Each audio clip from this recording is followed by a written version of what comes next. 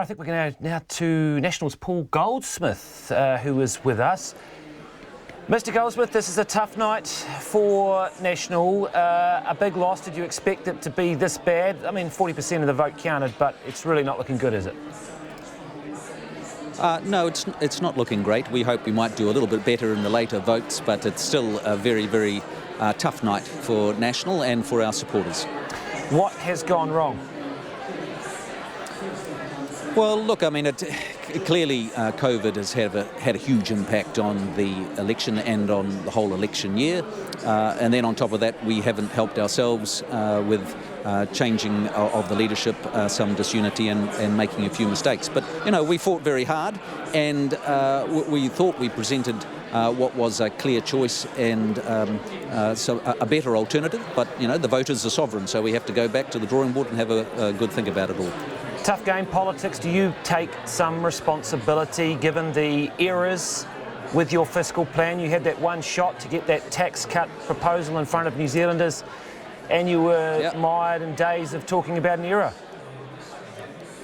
Yes, look, we clearly made some mistakes, all of us, but we also presented, I thought, some very good, clear plans to grow the economy and get the economy back on track. And look, I mean, the reality is that the result doesn't change the challenges that we face as a country economically. And we do have enormous amounts of debt and we've got a slowing economy. So this government looks like it's going to have the opportunity to deal with those challenges. And we in the National Party are obviously going to have to think long and hard about this result and what we need to do to get back on the front foot and provide a clear alternative. The Epsom seat, is it time to give away the deal with ACT? Would you want to campaign yourself there now? Well, it's been a good night for the ACT Party and I congratulate them on their efforts. Look, you know, we've always focused on the party vote, which is a critical one. And, of course, as we're seeing tonight, if you don't do well in the party vote, then the party struggles all around. So that's the critical vote. Judith Collins, do you support her staying on in the role with what looks like will be a 26%, 27% result? Well, look, I think she's done a great job in very difficult circumstances. You know, she came in as the third leader in a short period of time, has worked as hard as anybody would expect, and I think she's done very well. But we'll obviously all have to reflect on this result over the next couple of weeks and months and take stock, because it is, you know, it's quite a dramatic evening, and there's no way to sugarcoat it. Was the caucus united behind Judith Collins? We saw some sniping, we saw a few leaked emails, we saw Jerry Brownlee say that there'll be some culpability. Was there actually a sense of unity there that you needed?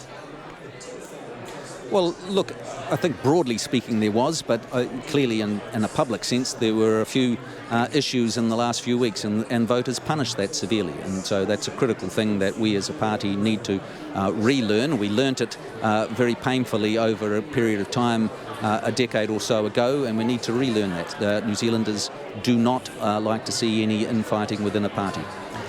You're the numbers man. Have you worked out whether you will actually come back on the list? A lot of electorates in play that nobody thought they were, and they might save you.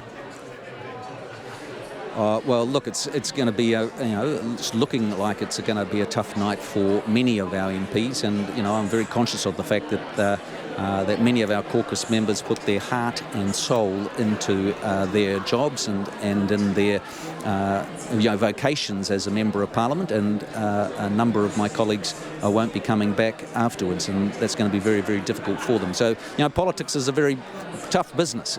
You do your best, and then the voters have their say. They can be harsh markers, but we have to accept that, and then we have to go back. Look, I'm hopeful that I'll still be part of the National Caucus and part of the rebuilding that we'll be undertaking over the next few months. Paul Goldsmith, thank you very much for your time.